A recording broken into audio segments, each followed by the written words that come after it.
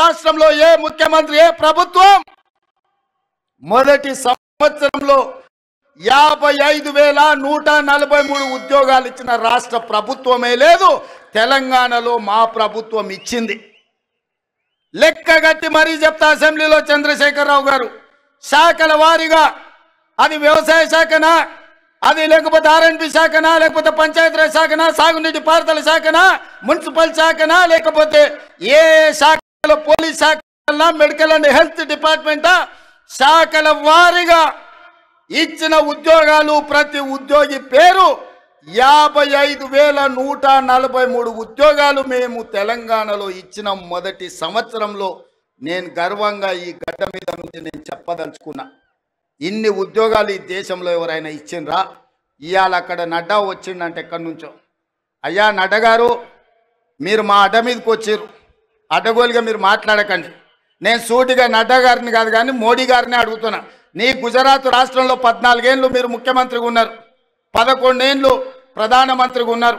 25 సంవత్సరాలల్లా నరేంద్ర మోడీ గారి పార్టీ అయిన భారతీయ జనతా పార్టీ అధికారంలో ఉన్న రాష్ట్రం ఉత్తరప్రదేశ్, మధ్యప్రదేశ్, రాజస్థాన్, బీహారా, లేకపోతే ఛత్తీస్గఢ, జార్ఖండ్, కర్ణాటక, మహారాష్ట్ర, ఏ రాష్ట్రమైన సవాల్ విసురుతున్న నరేంద్ర మోడీ గారు మీ రాష్ట్ర ప్రభుత్వాలు ఉన్న దగ్గర ఒక్క సంవత్సరంలో 55,000 ఉద్యోగాలు ఇస్తే మీరు లెక్క చూపించండి.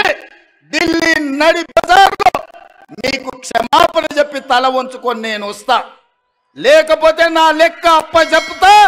నీ పార్టీ నీ నాయకులను నువ్వు తెలంగాణ రాష్ట్రాన్ని మా ప్రభుత్వాన్ని అభినందించు. అప్పుడే ఈ దేశ ప్రధానమంత్రిగా మీ గౌరవం పెరుగుతుంది. ఏది పడితే అది మాట్లాడితే, ఎట్లా పడితే అట్లా మాట్లాడితే చెల్లదు. నడ్డా గారు మీరు కూడా కేసీఆర్ లాగా తయారు కాకండి. కేసీఆర్ మాట్లాడి బీఆర్ఎస్ వాళ్ళు మాట్లాడిన ప్రెస్ మీట్ల కాగితాలు తీసుకెళ్ళి ఈరోజు ఈటల రాజేందర్, కిషన్ రెడ్డి గారు అవే నకలు కొడుతురు. పెద్దోళ్ళు చెప్పారు నకలు మారనేకి వెళ్ళి भी कुछ अकल रहना चाहिए అని.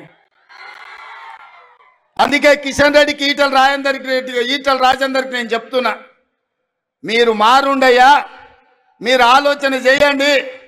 ఆ దొంగలు సోపతి పట్టిర్రంటే మీరు కూడా దొంగల బండి ఎక్కుతారు, మీరు కూడా అటే పోతారు. ఈ దొంగల బండితో మీరు చేరిందంటే అంతో ఇంతో మీకున్న గౌరవం కూడా లేకుండా పోతుంది. అందుకే ఇవాళ నేను ఒక మాట చెప్పదలుచుకున్నా. రైతు రుణమాఫీ మొదటి సంవత్సరంలో 25,50,000 మంది రైతులకు 21,000 కోట్ల రూపాయలు 2 లక్షల వరకు వాళ్ళ ఖాతాలో వేసిన చరిత్ర మా ప్రభుత్వాన్ని. నేను సూటిగా నరేంద్ర మోడీ గారిని, కల్వకుంట్ల చంద్రశేఖరరావు గారికి సవాలు విసురుతున్నా. మీ అధికారంలో ఉన్న సమయంలో కావచ్చు, మీ రాష్ట్రాలలో కావచ్చు, ఒక్క సంవత్సరంలో 21,000 కోట్ల రూపాయలు 2 లక్షల రూపాయల రైతు రుణమాఫీ మీరు చేస్తే మా వ్యవసాయ శాఖ మంత్రి తుమ్మల నాగేశ్వరరావు గారు, మా ఉత్తమ్ కుమార్ రెడ్డి గారు, మా రెవెన్యూ మినిస్టర్ శ్రీనివాస్ రెడ్డి గారు, బట్టి విక్రమార్క గారితో సహా నేను వచ్చి మీకు క్షమాపణ చెప్తాం. మా చరిత్ర ఇది, నికార్సైన లెక్క ఇది. మా ఆర్థిక మంత్రి ఎన్ని ఇబ్బందులు పడ్డా వానాడు అడ్డగోలుగా వాళ్ళు అప్పులు చేసి తెలంగాణ రాష్ట్రాన్ని దివాలా తీపించిన మా ఆర్థిక మంత్రి బట్టి విక్రమార్క గారు ఒక క్రమ పద్ధతిలో మొదటి సంవత్సరంలోనే 21,000 కోట్ల రూపాయలు 25,50,000 మంది రైతులకు రుణమాఫీ చేసి రుణం తీసుకున్న చరిత్ర మా చరిత్ర గురించి మీరు మాట్లాడతారా? కాంగ్రెస్ పార్టీ గ్యారంటీల గురించి మాట్లాడే అర్హత మీకున్నదాన్ని నేను ఈ సందర్భంగా అడుగుతున్నా. ఇదే కాదు, ఈనాడు ఆడబిడ్డలకు మేము ఈ ఒక్క నల్గొండ జిల్లాలో మా ఎంకన్న చిట్టి రాసిస్తున్నాడు 2,004 కోట్ల రూపాయలు ఒక్క నల్గొండలనే రుణమాఫీ జరిగిందని. ఒక్క నల్గొండ ఉమ్మడి జిల్లాలో 2,000 కొత్త నల్గొండ జిల్లాలనే 2,004 కోట్ల రూపాయలు మీ ఒక్క జిల్లాలనే రైతులకు రుణమాఫీ జరిగిందని చెప్పి వెంకన్న లెక్కలు అందిస్తున్నాడు. పెద్ద ఎత్తున చప్పట్లు కొట్టండి మిత్రులారా. ఆ మోడీకి నడ్డాకు కనీసము జ్ఞానోదయం కలగని అని మన ప్రభుత్వం ఏం చేస్తుందో. ఇదే కాదు, ఉచిత కరెంటు, ఇండ్ల కన్నం, 24 గంటల ఉచిత విద్యుత్ వ్యవసాయానికని ఆనాడు 9 గంటలు ఇస్తానని రాజశేఖర రెడ్డి గారు చెప్పినప్పుడు ఆనాడు ఉచిత కరెంట్ ఇస్తే బట్టలు ఆరేసుకోవాలి తీగల మీద అన్నారు. కానీ అది తప్పని నిరూపించి రైతులకు ఆనాడు 9 గంటల ఉచిత కరెంటు కాంగ్రెస్ పార్టీ ఇచ్చింది. ఉచిత కరెంటు పేటెంట్ ఎవరిదయా? మనది కాదా? మనం కాదా ఈ దేశంలో కనిపెట్టింది? మన కాంగ్రెస్ ప్రభుత్వం కాదా?